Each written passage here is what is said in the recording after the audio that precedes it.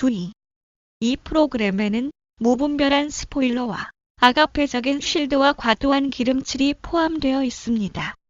이 점에 유의하시어 청취하시기 바랍니다.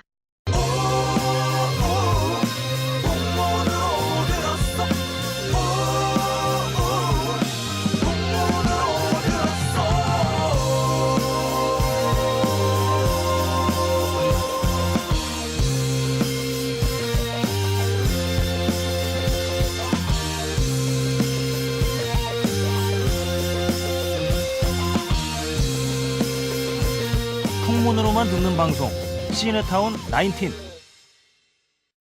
안녕하세요. 풍문으로 듣는 방송 월급쟁이들의 애환이 담긴 방송 시네타운 19 제 11회 시작하겠습니다. 그 오늘 먼저 말씀드리고 싶은 거는 오늘은 그 월급쟁이들의 애환이 담기지 않았어요. 오늘은 자발적으로 PD로서의 자부심이 담겨 있습니다. 제가 진짜 회사 생활 10년 하면서 이거 너무 행복했어요. 정말 부럽네요, 두 분. 그러니까 두 분에게 어떤 혜택이 주어졌는지 간단히 말씀해 주세요. 일단 저희 이제 부장님한테 말씀드렸죠. 그날 이제 저희가 매주 월요일마다 회의가 있어요. PD들이 모여서 하는 매주 CPU 월요일에 회의. 부장님이랑 회의를 하는데 그게 1시 20분 정도 하는데 2시에 그날 왕십리에서 다크나이트 라이즈 시사회가 있는 거야. 그래서 부장님, 저 오늘 회의 불참하면 안 될까요? 그래서 왜 그러길래 제가 오늘 다크나이트 라이즈 시사회가 있어서 그랬더니 쿨하게 회의를 없애주시더라고요. 회의 불참 허락한 게 아니고 정말 감사. 이름을 꼭 얘기해야 합니다. 네. 정태익 CP님, 정태익 부장님 너무 감사합니다. 그래서 진짜. 지금 저 이승훈 PD랑 이재익 PD랑 이 두 분께서는 말하자면 왕십리 아이맥스? 아이맥스는 못 봤어요. 늦게 아이맥스 가는 아니고 바람에 아이맥스 아니고 어쨌든 그 기자 시사회에 가셔가지고 무료로 우리나라에서 가장 먼저 근무 시간에 근무 시간에 다크나이트 라이즈를 접하셨고요. 저는 어젯밤에 이거 좀 녹음하려고 졸려 죽겠는데 밤 10시에 가가지고 새벽 1시에 끝나더라고요. 아니 영화가 왜 이렇게 긴 거야? 3시간이야 무려. 졸라 길어 진짜 졸라 길어. 그래서 너무 힘든데 그래도 사갔던 그 헛개수가 이 피로를 굉장히 없애주더라고요. 그래서 그때 콜라 샀으면 큰일 날 뻔했어. 큰일 날 뻔했지. 헛개수 2병 먹고 간신히 보고 나왔네. 근데 문제는 3시간을 봤는데 졸릴 때 봤는데도 지루하진 않더라고. 재밌더라고. 자 각자 자기 소개해 주시죠. 네, 저는 이재익이라고 합니다. 컬투쇼 지금 맡고 있고요. 원더풀 라디오 목포나무다 시나리오를 쓰는 영화인이기도 한 이재익이라고 합니다. 예, 저는 저 희망사항 변진섭입니다를 담당하고 있는 김은종 PD라고 합니다. 오늘 참 파워 회장님 정말 깨알 같아 이거. 눈물 나는 어떤 그 메시지를 남겨주셔가지고 참깨. 아유 정말 요거 하나만 제가 소개할게요. 파워 회장님이 이렇게 남겨주셨어요. 사운드 담당 김은종 PD님. 희망사항 변진섭입니다. 팟캐스트가 6월 7일 이후 업로드가 안 되고 있네요. 아니 어떻게 된 거야 도대체? 제가 저번에 순위가 안 온다고 그랬잖아. 정말 지금이 며칠이야? 7월 지금 24일인데 진짜 너무하는 거 아니야? 그래서 제가 저 파워 회장님 제가 이거를 담당자한테 제가 가서 제가 항의를 강력하게 했습니다. 근데 뭐라고 그러시냐면 담당자가 하고 계시대요. 하고 있대. 할 말은 없네. 할 말은 없네. 하고 있다는데. 예, 할 말이 없네요. 참. 사연 온 거 있나요? 사연을 제가 어제 하필이면 또 저기 노트북을 들고서 옆에 있는 지금 이재익 PD랑 함께 대학로에 답사를 갔다가 노트북을 잊어버렸어요. 정말요? 잠깐. 이거 니마이야? 레알? 레알 그래가지고 미친 거 아니야 이 인간? 제가 원래 외부에 노트북을 가지고 나갈 일이 없잖아요 우리가. 그죠 없죠. 노트북이지만 데스크탑처럼 쓰지. 그렇지 거의 뭐 데스크탑처럼 쓰고 크기도 데스크탑 수준이에요. 무게도 데스크탑 무게지. 그리고 제가 오늘 녹음을 하려고 그 수많은 사연들을 다 한글 파일에다 저장을 해가지고 편집을 해가지고 인쇄만 딱 누르면 되는데 이걸 잊어버린 거야. 그래가지고 아침에 와가지고 투덜투덜 씨발 이러고 있는데 한 1시쯤에 집사람한테 마플이 왔어요. 여보 내 차 뒤에 웬 노트북이 하나 있네? 찾긴 찾으셨네. 그러니까 집사람이 그 차에다 싣고 가버렸어요. 그래가지고, 다행이네. 하여튼 찾은 게 어디예요? 제가 그 다음 주에 소개시켜드릴게요. 다음 제가 주에 소개할 그러면 메일이 꽤 많이 있겠는데 또 이번에도 오고 나면 아까 보니까 아까 이제 원고를 제가 드리러 가려고 책상에 가보니까 노트북이 안 그래도 없더라고요 책상에. 그래서 어디 뭐 이렇게 그 회의를 하느라 뭐 회의록 작성하러 노트북을 가져가셨고 이렇게 생각했더니 그게 아니었네. 네. 아 실종됐었습니다. 알겠습니다. 저는 시네타운과 시네타운 19 담당하고 있는 이승훈 PD입니다. 탁한 목소리도 함께 담당하고 있습니다.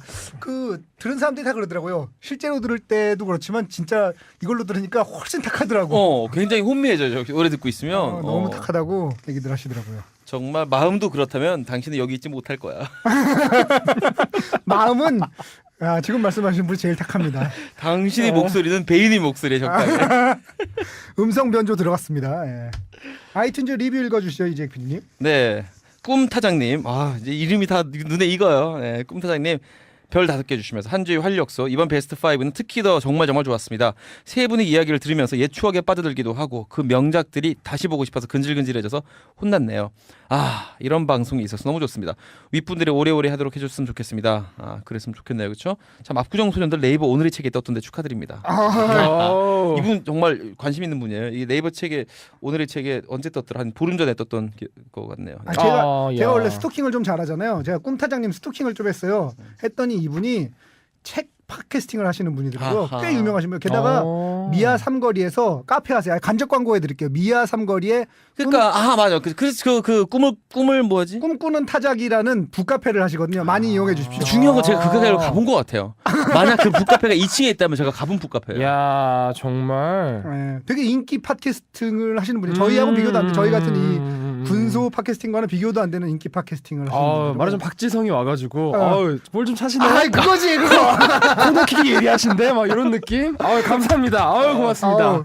키핑 좀 하시는데 뭐 이런 느낌. 정말 영광이네요. 꿈타장님. 진짜 영광이야. 미아리 그 카페 꼭 찾아가 보자고. 꿈꾸는 타작. 저희가 거기서 그건 안 되나? 거기 우리가 깽판을 칠 테니까 우리가 모임을 하면 거기 가서 이렇게 술을 안 돼요. 그 카페에서 압구정동에서 만나죠. 압구정 소주나 먹죠. 해야 되고 압구정 소년들 네이버 오늘의 책 떴을 때 댓글들이 달리잖아요. 요기 정말 요기 아이고 뭐라고 여기 떴어? 그러니까 칭찬해 주신 분들은 다 재밌다는 얘기고 대부분 욕하신 분들은 읽고 나면 남는 게 없다. 재밌는데 킬링 타임 용어로 제격이다. 아니 킬링 타임 용어로 뭐라고 쓴 글이에요 그게. 그래 진짜 억울하겠다. 킬링 타임으로 보라고 썼는데 킬링 타임이라고 뭐라고 그러면 뭐라고 답을 해야 돼? 재미는 있지만 아무것도 남지 않아. 뭐 작가의 재능이 여기까지인데 저도 잘 알아요 여기까지인 거. 아니 그 정도 재능이면 됐지. 시간만 가도 그게 어디야. 내가 무슨 황석영이야 뭐야 지금. 어쩔 수 없어요. 사실 아메리칸 북두권의 감독도 나도 킬링 타임을 했는데 왜 욕하고 지랄들이야 이럴 수도 있어요 사실은. 아니 아메리칸 북두권은 시간이 안 가는 게 문제니까 킬링 타임이 안 돼. 그러니까 그건 잘못한 거예요. 자 작화지님 별 5개. 메일 보내놓고 읽어주길 기다렸는데 오늘 기다려보니 이유를 알겠네요. 이분 2주간의 그 타임랩을 말하는 거죠. 메일 주소를 잘못 썼나 했습니다. 평소보다 조금 더 야한 19금 방송 유난히 재미나게 들었고요. 여름이니만큼 공포나 성인물 특집 추천입니다. 이렇게 우리에게 추천하시고 주문하셨어요. 고려해야 됩니다. 네. 그럼 다음에 제 메일 소개되면 또 소감 올릴게요. 그래 오늘 드렸습니다. 원래 소개됐어야 되는데 지금 작가진님 메일이 김은정 PD님 잊어버린 거 아니야? 아하. 자 그리고 제이 엄마 안녕하세요. 즐겁게 듣고 있는 애청자인데요. 9회부는 공영진의 시네타운이 나오네요. 제작비가 없어서인가요? 중간에 이게 뭐가 파일이 섞였나 보다. 제가 말씀을 좀 이따 드릴게요. 기대가 차서 듣다가 급실망했습니다. 이러면 공영진 시네타운은 뭐가 됩니까? 그러니까 내가 뭐가 돼? 나 시네타운 열심히 만드는데 월급 받고 만드는 방송이 되고는 확인해 주세요. 굉장히 화가 났어요. 경황된 그 느껴집니다. 전에 몇 회 차인지는 기억이 안 나지만 중간에 공영진의 시네타운이 삽입된 적도 있었답니다. 편집의 오류일까요? 굉장히 화가 났어요. 여하튼 요즘 간만에 즐거운 팟캐스트 발견해서 좋습니다. 하지만 훈훈한 마무리 해주셨는데 제가 이 사연 포인트 짚어드릴게요. 제작비가 없어서인가요? 저희 비수처럼 박히는 얘기죠. 제작비 없습니다. 저희 제작비 없이 저희 돈으로 다 만드는 방송이고요. 이거 사연 설명드릴게요. 이분이 정말 애청자. 제이 엄마님이 전 애청자임을 인정해요. 왜냐하면 저희 이제 담당하는 소유도군이라고 있잖아요. 팟캐스팅 업로드를 담당하는 긴 머리를 치렁치렁한 아름다운 디테일을 가진 누구보다 청년. 라디오 PD가 아님에도 불구하고 누구보다 라디오 PD 같은 느낌의 소유도군. 상상하시는 분들은 이제 케니지를 상상하시면 젊은 케니지. 젊은 케니지가 20대 케니지 정도의 느낌이라고 홍대에서 보시면 그렇게 돼요. 번호를 따인다는 우리 소유도군. 좋겠다 진짜 부럽다. 말하자면 10시에 업로드를 한 거예요. 업로드를 했는데 10시 10분에 잘못 업로드한 걸 발견했어. 그래갖고 다시 업로드를 한 거예요. 그 10분 사이에 다운받으신 거죠. 제이 엄마님. 야, 진정한 이분 정말- 애청자세요. 아, 감사합니다. 제이엄마님. 오케이. 그리고 훌륭하시네. KFX님 8월 크리스마스 별 5개. 사진과는 세트이며 촬영 후 아하. 철거한 걸로 알고 있어요. 장소는 군산이고요. 그렇구나. 네, 김은종 PD님의 질문에 대해 이렇게 아, 이거 감사합니다. 자, 그리고 코코1714 아니 코코님 정말 재밌어요. 이런 방송을 원했습니다. 0713님. 네. 특히 김은종 PD님 목소리 너무 좋아요. 개인적인 아니, 팬이네요. 김은종 PD 무슨 돈 줬나? 특이하신 거 좋아하시네. 그런데 최근 영화에 대해서만 얘기하나요? 장르별로도 하실 예정인가요? 모든 어떤 이런 추천 그리고 주문 환영합니다. 저는 코미디 장르를 즐겨보는 편인데 코미디 장르 영화에 대해서도 이야기해 주세요. 부탁드려요. 이 방송 부디 오래오래 해주세요. 정년 20년 남았습니다. 네.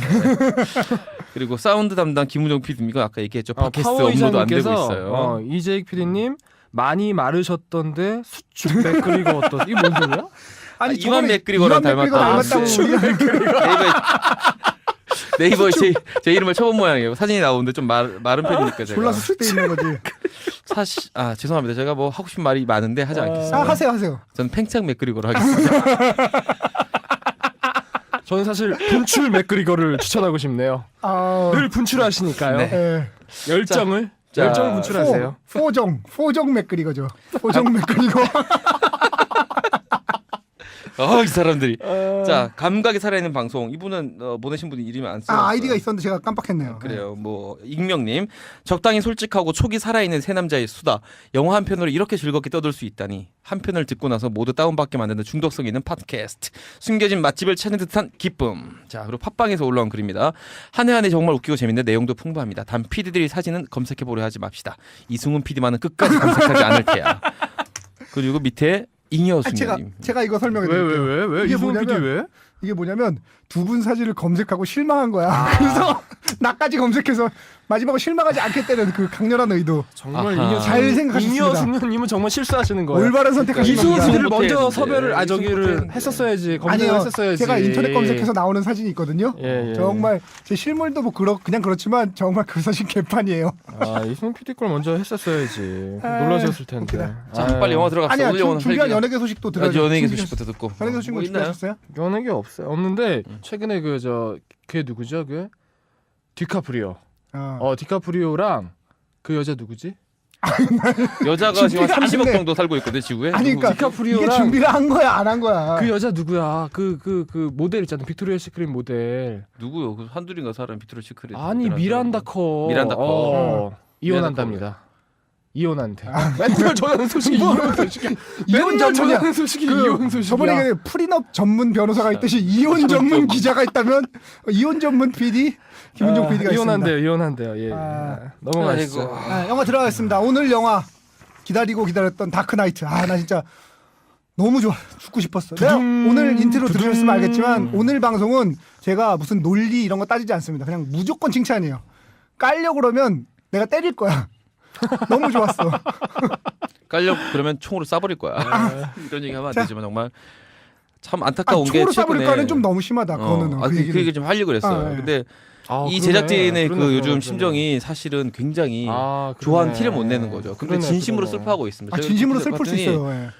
이번에 흥이 굉장히 잘 되고 있잖아요. 예상을 뛰어넘는 네. 예상 기대치 자체가 낮은 영화가 아니라 돈도 많이 들어갔고 기대치가 높은 영화인데 그걸 뛰어넘는 그런 흥행 성적을 보이고 있는데 총기 사건 총으로 쏴버린다 극장에 들어가서 정말 워낙 굉장히 미국에서 많은 분들이 돌아가셨기 때문에 미국에서 총기 사건이 많이 일어나는데도 불구하고 굉장히 충격적인 사건이었어요. 그러니까 그 사건 중에서도 더 이 제작진들이 마음 아파할 만한 게 뭐냐면 팬이에요. 이 영화와 배트맨의 팬인데 그러니까 자기 팬이 자기 영화를 너무 좋아해서 한 짓이에요. 게다가 이게- 그 현장에서는 그게 무슨 이벤트 이런 건 줄 안 거예요. 소리가 총소리가 스피커가 실감나게 나면 총소리가 나고 비슷할 이러니까 수 있죠. 이벤트인 줄 알고 이런가 보다 그러고 그래서 실제로는 좀 덜 돌아가실 수 있었는데 실제보다 더 피해가 있었던 거죠. 저는 이 하여튼- 감독의 심정이 굉장히 이 두 가지 심정이 막 곤두박칠 거 천당과 지옥을 오갈 것 같아요. 이게 정말 말하자면 말도 안 되는 일이잖아요. 근데 이제 자기 영화가 이 정도로 어떤 영향을 줬다는 거에 대해서는 굉장히 만족스러워하지만 너무나 비극적인 일이 일어났기 때문에 오히려 자기의 재능을 탓하지 않을까. 아 그럼요. 이거 내가 이렇게 너무 잘 만들어가지고 너무 말도 안 되게 이런 사건이 그렇게까지 건방질까요? 아, 그럴 수 있죠. 마치 다이너마이트를 발명한 노벨처럼. 그래. 그러니까 노벨처럼 아니 말하자면은 그래도 노벨은 내가 이걸 괜히 발명했구나 그랬지. 난 천재인데 이거를 왜 발명했을까? 말하자면 문제라고 생각하진. 내가 너무 잘생겨서 여자들이 자꾸 불행해지는데 뭐 이런 거 아니야 지금? 자꾸 논점이 흐려지는데 어쨌든 우리 그 아무튼 너무 비극적인 사건이 일어나서 내가 봤을 때는 굉장히 괴로워하고 있을 것 같아요. 시네타운 사람들이. 19 우리 세 명의 PD도 이번에 희생되신 그 네. 피해자 여러분과 유족들에게 심심한 조의를 표하는 바입니다. 그러니까 그 얘기를 꼭 먼저 하고 싶었어요. 그러니까 꼭 안타까워 해야 되는 얘기죠. 정말. 줄거리 소개해 주시죠. 네, 이 줄거리 다들 알고 있는 거대한 줄거리 일부분입니다. 정확히 말하자면. 네네. 그리고 사실 이게 그 광고를 할 때 이제 전설이 끝난다고 했는데 계속 될 여지를 살짝 남기고 있어요. 아니 근데 그래서 끝났다 아니에요? 끝난다가 아니고. 끝났다고 했는데 하여튼 저는 계속 될 수도 있다는 생각을 요만큼 했는데 어쨌든 간에 그 일부라고 해서 아니 그거 근데 일부니까. 계속될 가능성은 굉장히 없는 게 논란은 약간 작가주의적 감독이잖아. 블록버스터를 만들긴 하지만 작가주의적 감독이잖아. 세미나를 논란이 마감을 하는 전혀 없다. 가능성이 전혀 없다고 얘기했고 크리스찬 베일도 그것 때문에 자기는 4를 찍는다. 만약에 논란이 배트맨 그 시리즈에 4를 찍겠다 그러면 언제든지 참여할 준비가 돼 있지만 논란이 찍지 않겠다고 얘기해서 자기는 그동안 오랫동안 뭐 사귀어왔던 친구를 헤어진 기분이다 이런 식으로 얘기해. 여기까지 얘기했는데 더 찍을 거죠. 여기서 찍으면 뭐 딴 분 찍겠죠. 딴 감독이. 예를 들면 조셀 슈마워 그거를 이제 지금 그게 찍은 것도 뭐 그렇죠. 그런 식이죠. 예. 하여튼 그 거대한 스토리 일부분인데 말하자면 이제 그 전편에서 하비덴트였나요? 하비덴트. 하비덴트의 죽음으로 시작합니다 영화가. 그러니까 전편에서 죽었지만 사건은 죽었지만 그의 죽음을 기리는 이제 추도하는 분위기가 고담시에 만연한 가운데 이 고담시는 평온에 휩싸여 있어요. 말하자면 뭐 딱히 커다란 범죄도 일어나지 않고 경찰력이 필요하지도 않은 상황에서 평화로운 일상이 이제 벌어지고 있는데 거기서 이제 그 대사가 있죠. 곧 폭풍이 몰려올 거야. 스톰 이즈 커밍. 하지만 이제 스톰이 정말 발음 컴밍합니다. 좋아. The storm is coming. 해서 폭풍이 몰려오면서 이제 배트맨들이 필요하게 배트맨이 고담을 필요하게 자꾸 고쌈이라고 그래. 고쌈.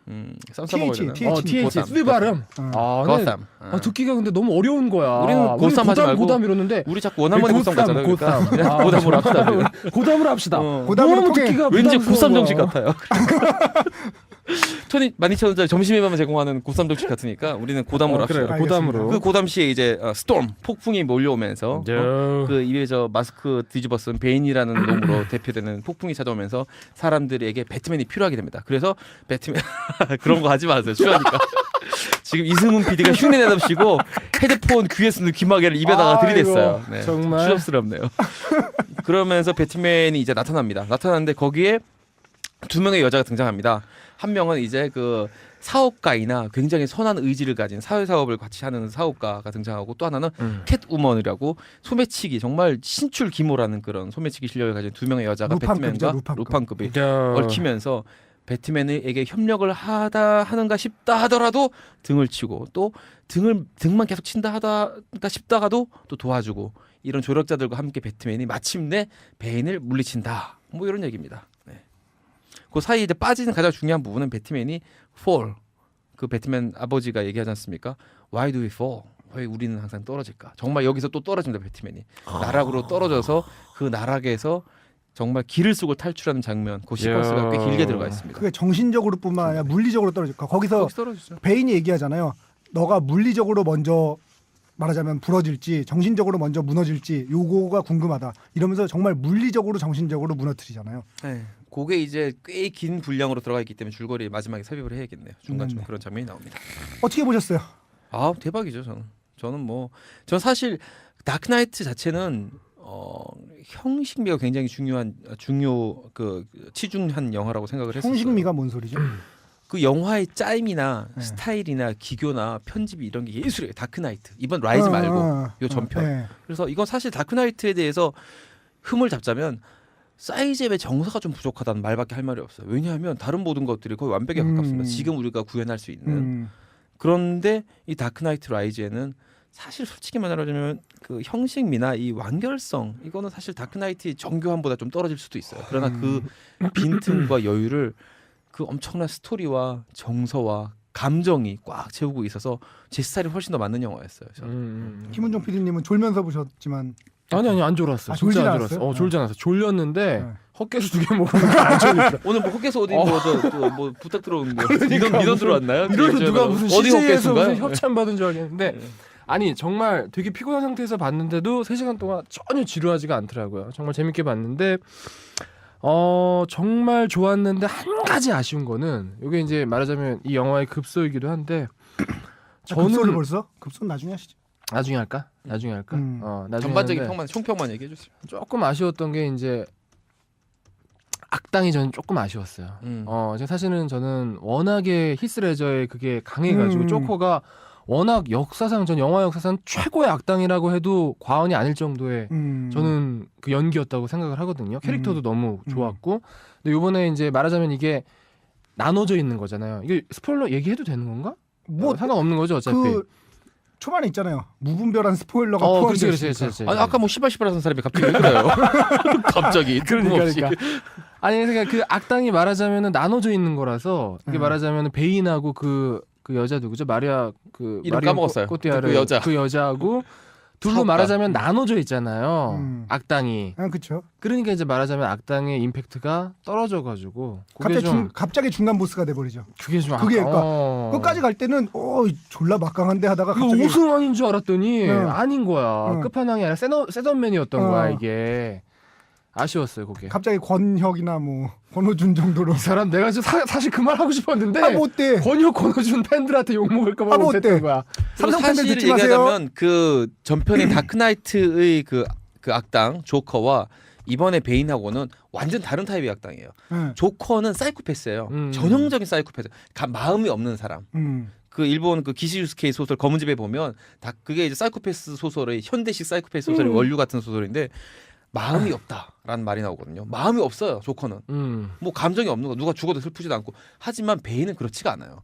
분노에 차 있는 사람이에요. 분노라는 것은 마음이 있다는 뜻이에요. 그렇죠. 그 둘의 악당의 그 질적 차이가 다른 거죠. 전혀 다르죠. 그리고 일단 히스레저가 돌아가셨기 때문에 비극적인 죽음으로 죽었기 때문에 마치 그 너바나를 우리가 함부로 폄하하기 힘든 거죠. 하여튼 좀 이따 그럼 그 얘기는 좀 길게 있어요. 해야 될 것 같고 제 감상 어떻게 보셨습니까? 네. 이승훈 PD? 저는 이렇게 평가를 하고 싶습니다. 위험이 있는 블록버스터. 이 뭐냐면 그 보통 블록버스터들은 여기서 위험이 아니라 위엄. 디그니티 같은 프레스티지? 뭐 아, 하여튼 뭐든 디그니티? 간에 그래. 디그니티든 프레스티지든 오케이. 뭐 하여튼 뭐냐면 보통 블록버스터들은 대부분 뻔하거든요. 그러니까 재밌게 볼 수는 있지만 보고 나면 마음에 남는 것도 없고 그냥 우와 스케일 크다 이 정도인데 마음에 남는 건 없어요. 왜냐하면 스토리가 뻔하기 때문에 거기 나오는 인간들이란 것도 되게 전형적인 사람들만 나와요. 그리고 인간의 마음을 깊숙이 들여다보지 않습니다. 근데 다크나이트는 블록버스터 그러니까 규모가 굉장히 큰 영화임에도 불구하고 그런 전형성을 띠지 않고 있다는 점에서 되게 마음에 남는 부분들이 많이 있잖아요. 전형성을 덜 띠고 있죠. 정확히 예. 말하죠. 예. 전형성이 전혀 없으면 그거는 이해할 수 없는 영화가 돼버리니까. 그래서 아. 위험이 있는 블록버스터라고 생각하고요. 그 저번에도 한번 말씀드린 것 같은데 저는 이 놀란 감독의 영화를 개봉하는 실시간으로 볼 수 있다는 게 저한테는 되게 행운이라고 생각해요. 뭐냐면 어떤 창작물이든 간에 그 시대와 공간에 영향을 받지 않을 수가 없거든요.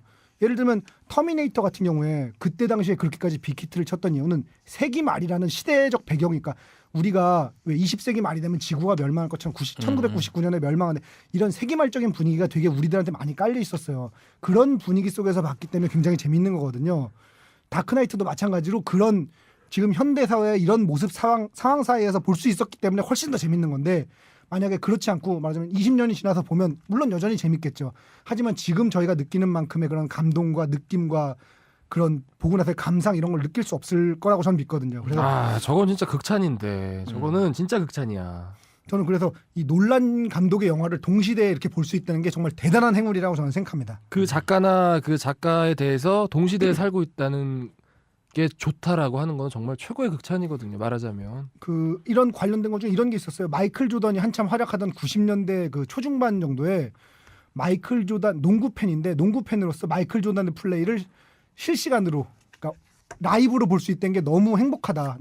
맞아. 그거 맞아. 그때 내가 농구 팬이 열성적으로 어느 팀을 응원하면서 조던의 플레이를 보는 거와 네. 우리에게 예를 들어서 20년 후에 전설적인 플레이를 보는 건 다르지. 아무리 똑같은 멋진 완전 플레이를 다르죠. 지금 그 마이클 조던 별명이 뭔지 아세요? 뭡니까? 마사장이라고 불려요. 마사장. 왜냐하면 그 지금 저 농구를 즐기는 이제 20대 10대들은 실시간으로 플레이를 못 봤잖아요. 그러니까 마이클 조단이 구단주 된 다음이야. 그래서 마사장님인데 그리고 플레이를 못 봤으니까 그냥 하이라이트 이런 것만 보다 보니까 거품이다. 마이클 조단 거품. 그렇게 얘기를 한다니까요. 정말로 거품이라고. 야, 이건 말이 안 왜냐하면 되지. 너무 전설적인 평가를 받고 있으니까 에이 설마 그렇게까지 예를 들면 그런 거 있잖아요. 왜 옛날에 나는 뭘 했고 이러면 안 믿어지면은 에이 설마 그렇게까지 했겠어 이거 있잖아. 그런 느낌으로 마이클 조단이 그런 평가를 받대요. 저는 논란이 그런 느낌으로 저는 최고의 극찬. 최고의 감독이라고 최고의 생각해요. 극찬. 지금 이 시대에서는 뭐 현존하는 최고의 감독인 것 같아요. 네. 놀란 감독 얘기를 좀 해보죠. 놀란 감독에 대해서 뭐 어떻게 생각하세요? 일단 천재인데 적어도 자신의 욕망을 네. 그러니까 돈에 대해서 음. 감사할 줄 아는 천재라고 생각해요. 아 정확한 중요한 얘기네. 부분. 자기의 천재성에 대가를 지불하는 사람들이 있어요. 투자하자라고 하죠 보통. 그 투자자들에 대해서 신의를 지킬 줄 아는 천재. 예의를 지킬 줄 아는. 전 제가 보는 논란의 정의는 이렇습니다. 그럼 안 지키는 천재는 누가 있죠? 많이 있죠. 너무 많이 있어요. 예를 한 명만 들어주세요. 뭐 예술 영화 한다고 하는 그 수많은 우리가 이름 모르는 감독들 다 그 영화 안 지키는 사람들이에요. 사실은 기본적으로 어느 정도는 이렇게 본전 찾을 생각을 하고 만들어야죠. 이 돈 딸딸이 치라고 준 돈이 아니잖아요. 좀 그렇게 생각해요. 상업 영화라면, 상업 영화라면. 김민정 PD님 어떻게 생각하세요? 저는 근데 저 말에 동의를 하는 측면이 있는데 하나 더 추가하고 싶은 게 이거예요. 뭐냐면 돈에 감사하는 천재들이 좀 있어요. 몇 명이 있는데 저는 놀란 감독은 천재가 아니라 천천재 정도 되지 않나. 그러니까 말하자면 말장난 아까 나보다 같은데. 더 극찬인데 만재? 아니 이게 왜 그러냐면은 이거 팟캐스트 들으신 분들은 그러니까 제임스 카메론하고 비교하면 될 것 같아요. 제임스 카메론이 천재라면 크리스토퍼 노란은 어떤 천재성으로 그러네. 보면 한 급 더 위에 있다는 천천재. 거죠. 그러네. 돈은 좀 더 적게 벌어. 천천재. 제임스 카메론만큼 많이 벌진 못해요. 네. 크리스토퍼 노란은 그건 분명해요. 근데 사실은 우리가 지난번에 그 영화 그것도 했었지만 스티븐 소더버그도 어마어마한 천재거든요. 그렇죠. 근데 사실은 놀라는 소더버그보다 한 단계 위라고 저는 보거든요. 천천재. 야, 그러니까 이게 제가 처음 들어보는 말인데 굉장히 마음에 천천재야. 들어요. 굉장히 설득력 있다. 천천재야. 왜냐면 이거를 팟캐스트를 1회부터 들으신 분들은 아시겠지만 정말 이 사람은 메멘토로 비디오 방에서도 영화를 끝까지 보게 만드는 놀라운 힘을 가진 사람. 만재 아니에요, 만재. 아니 그냥 천재가 커피라면 천천재는 T.O.P. 놀라는 정말 T.O.P야. 이 사람은 정말 그래요, 최고야. 정말. 근데 이제 아니, 이 사람이 비디오 방에서 스크롤을 보게 만드는 건 끝난 거예요. 끝난 거지. 그것도- 혈기방장한 그것도 20대. 한 편을 그렇게 만들 수는 있어요. 우연히 한 편을 그렇게 만드는 감독들은 또 있어요. 근데 놀란 감독 영화는 대부분이 그래요. 그렇지. 인솜니아 정도를 제외하고 나면 인솜니아는 아닐 거예요. 인솜니아를 제외하고 나면 그러니까 말하자면 인썸니아가 말하자면 지금 이재익 PD의 표현대로 빌자면은 인썸니아가 말하자면 돈의 감사함을 좀 모르고 만든 아니요, 그게 그렇지 않아요. 그거 기획을 누구 하셨는지를 알아야 돼요. 그거 제작. 누구 스티븐 소더버그가 기획한 거야. 맞아, 나도 봤어요. 그 얘기 지금 에이, 하려는. 버그 형이 우리 버그 형 그래. 버그 형이 그러니까 일단 어쩐지. 감독들이 그럴 때가 있어요. 아까 제가 좀 속된 말로 딸딸이라고 표현했는데 많이 쓰는 말인데 영화 평론가들 사이에서도 에이, 어쩐지. 아까 제가 얘기한 그 박찬욱이나 봉준호 같은 우리나라 감독들도 가끔씩 그런 영화 만들 때가 아 근데 있어요. 봉 감독님은 좀 그 분류에서 에이. 딸을 쳐도 기본 담화를 치기 때문에 그건 좀 예외 아닌가? 마더 뭐 이런 거 찍어도 그냥 기본 담화 치잖아요. 그렇지만 그 투자자들이 그 정도 흥행을 바라고 돈을 넣진 않았을 거예요. 근데 네. 봉 감독님 같은 경우는 서로 돈 넣겠다고 그러기 때문에 그런 건 좀 안 맞는 것 같아요. 봉 감독님은 서로 돈 넣겠다. 봉 감독님 제작하는데 전 재산 때려박을 생각이 있어요, 없어요? 예를 들면 나 그런 생각도 해봤었어요. 그 김지훈 감독 같은 경우도 그분 하시죠, 그분 하시죠. 예, 가끔씩 그러더라고요. 그분 그런 거 보면 하셔요. 저런 것이 사실은 상업 영화 감독으로서 오만함이 아닌가 싶은 생각을 해요. 예. 저런 건 단편 영화 찍으시지 그냥 자기 돈으로 왜 투자자들 돈으로 저렇게 하면 영화가 좀 더 힘들어지더라고요. 정확히 저도 그 지점이 일치하는데 뭐냐면은 보통 이제 우리가 우리나라 영화의 최고의 감독들로 박찬호, 김지훈, 봉준호 등등을 꼽잖아요. 그렇죠. 근데 사실 저는 미안한 얘기지만 봉준호와 김지훈이 급이 다르다고 생각해요. 아 당연하죠, 그건 당연한 그러니까 거. 말하자면 김지훈이 천재라면 봉준호가 천천재인 거죠. 말하자면. 그러니까 사실은 마더 같은 영화가 지금 그러면 그럼 갑자기 봉 감독님이 논란 형급이 되니까 그거는 그냥 야, 우리 이렇게 십자 놀라는 만재 만개이 제죠. 놀라는 만재. 백제로 할까? 백제. 백제 놀라는 만재. 우리 백백제. 고구려 백제 뭐 정도로. 봉준호 감독은 영리해요. 왜냐면 뭐냐면 마더 같은 경우에도 사실은 아무것도 아닌 시나리오를 가지고 김혜자라는 그 배우와 원빈이라는 배우를 이용해서 교묘하게 사실은 말도 안 되는 영화 가지고서 어마어마하게 흥행한 거거든. 절대적으로는 흥행을 못했지만 그러니까 굉장히 평이한 시나리오 가지고도 자기가 끌어오는 그런 영리함이 있더라고요. 근데 그런 측면이 논란이 있다고 생각을 해요. 굉장히 영리해요, 굉장히 이 놀란 감독이. 놀란 형은 진짜 대단한 것 같아요. 근데 이런 얘기도 있어요. 그 동생이 조나단 놀란이라고 저희랑 같은 동갑이거든요. 저희 그 김은종 PD랑 저랑. 피플 오브 인터레스트인가 뭐죠 그거? 무슨? 네 맞아요. 피플 오브 인터레스트 맞을 거예요. 조나단 놀란이 함께한 영화랑 아닌 영화랑 결이 좀 달라요. 그러니까 둘 다 훌륭한 영화지만 예를 들면 인셉션 같은 경우 함께하지 않았어도 훌륭한 영화지만 결이 좀 달라서 조나단 놀란이 말하자면 같이 한 영화가 정말 놀란 팬들이 좋아하는 영화들이거든요. 예를 들면 다크나이트 라이즈, 프레스티지, 메멘토 이게 이제 그 동생하고 함께한 영화, 조나단 놀란하고 함께한 그런 의미에서 볼 때 그러니까 어떤 팬들 중에는 조나단 놀란이 진짜다 이런 평가를 내리는 팬들도 있어요. 조나단 놀란이 프로듀서를 하나요? 아니요. 각본도 시나리오, 쓰고 시나리오를 각본을 쓰고. 쓰는 게 조나단 놀란. 각본, 이번에도 시나리오. 라이즈 이렇게 라이즈의 아하, 스크린 플레이 각본 딱 뜨면 조나단 놀란 아하. 앤드 크리스토퍼 놀란 이렇게 뜨거든요. 아하. 메멘토의 각본을 썼다고요? 메멘토를 단편 소설을 이 양반이 쓴 거예요. 조나단 놀란이 단편 소설 쓴 거를 시나리오 작업을 한 게 크리스토퍼 놀란이죠. 아, 그럼 조나단 놀란이 만만제네. 만만제야 이 사람 정말. 천천재 형제. 근데 저는 사실 놀란 감독 지금 얘기를 계속하고 있는데 제가 제일 정말 이 사람 천천대다를 생각했던 작품은 저는 사실은 그 뭐 갑자기 얘기했던 그거야. 누구. 인셉션? 인셉션이었어요. 그거 보고 이 사람은 정말 갈 때까지 갔다 생각했었어요. 어. 그러니까 가상의 세계잖아요. 그러니까 영화라는 그 이 매체라고 표현을 한다면 매체의 가장 큰 두 가지 성질은 하나는 가상의 세계라는 거예요. 없는 세계를 있는 것처럼 만들어준다는 것과 또 하나는 그 필름 위에 이제 영상에 뿌려지는 그 이제 실제로 말하는 영화하고 두 가지 성질을 갖고 있는데 그 내용적인 측면이 가상의 세계를 구현한다는 점에서 보면 이 논란만큼 있지도 않은 세계를 있는 것처럼 정말 만들어내는 있는 것 같죠. 그리고 그 안에 있는 질서가 정교하잖아요. 수많은 SF 영화들은 대부분 다 가상의 세계예요. 대부분이 아니라 100% 가상의 세계. 가상의 세계죠. 모든 SF 영화는 다 가상의 가상의 세계인데 세계 아니면 이상하지. 인셉션만큼 많이 우리 현실에서 유리돼 있으면서 동시에 정교한 세계가 많지가 않아요. 정말 있는 것 같죠. 꿈을 설계하는 사람이 있을 것 같고 왠지 꿈에 가면 시간이 늘어질 것 같고 그리고 모든 사람이 한 번쯤 해봤음직한 그런 경험한 것 같은. 가상의 세계. 그 지난번에 이승훈 PD가 매트릭스를 최고형을 꼽으셨나요? 몇 위로 꼽으셨죠? 매트릭스가 2위였죠. 2위였죠. 네. 근데 저는 정말 나 그걸 다시 봤어요. 난 어. 당신들이 꼽은 영화들 다시 봤는데. 아니, 근데 스피드도 다시 보고 다시 봤는데. 인셉션이 사실은 매트릭스와 정말 그 궤를 같이 하는 면이 있거든요. 가찰면이 있죠. 근데 그럼에도 불구하고 이게 무슨 아류다라는 느낌이 안 나고 전혀 없죠. 그런 느낌 전혀 없어요. 그냥 그 뭐랄까 어떤 그 인류끼리 서로 통하는 느낌 정도지 이게 뭐 아류다는 느낌이 인셉션은 아니고 인셉션이에요 그냥. 그건 인셉션이야 말하자면. 전 인셉션이 너무 좋았는데 최근에 그거 얘기 보셨어요? 어떤 분이 몇 년 전에 블로그에 글을 올린 거예요. 인셉션은 말하자면 다크나이트와 다크나이트 라이즈의 가교다. 1.5편이다. 이러면서 그거에 대한 근거로 등장하는 캐릭터랑 진짜 어렵게 다크나이트 어려운 라이즈는 글이다, 이럴 것이다라는 그거는. 걸 쭉 예측을 해놨어요. 근데 이게 얼추 맞아떨어져요. 그 정도 대빠라고 하는 거예요. 얼추 맞아떨어져요. 여기서 등장하는 이름 뭐 찰스 뭐 이런 등장하는 이름들이 마이클 뭐 이런 등장하는 이름들이 되게 맞았더라고요. 그 블로그 한번 찾아서 보세요. 요새 성지라고 이제 칭송을 받으면서 거기 찾아가는 사람들 되게 많이 있거든요. 그래갖고 다크나이트 라이즈가 아마 이런 내용일 것이다라고 예측을 해요. 이 사람이 굉장히 많이 맞습니다. 그러니까 저는 물론 그 포스팅에 별로 동감하진 않아요. 인셉션을 가지고 다크나이트 라이즈를 만들었을 거예요. 그 저도 그렇게 생각은 논란의 하는데. 스타일상 그렇게 된 거지 그건 아니라고 생각하는데 그렇다고 그러기에는 되게 지나칠 정도로 일치한 부분이 되게 많아요. 저런 측면도 있구나. 아니 저는 그거를 약간 비판적으로 생각을 했거든요. 그러니까 이거는 굉장히 좋은 측면으로 봤는데 저는 사실은 이런 스타 감독들이 캐스팅을 성공을 하게 되면 연달아 캐스팅을 하게 돼요. 근데 문제는 조셉 고든 레빗이나 톰 하디나 마리온 꼬떼아르나 네. 인셉션에 나온 배우들이 나오기 때문에 약간 그게 자꾸 연장 그 인셉션이 자꾸 떠오르는 거야.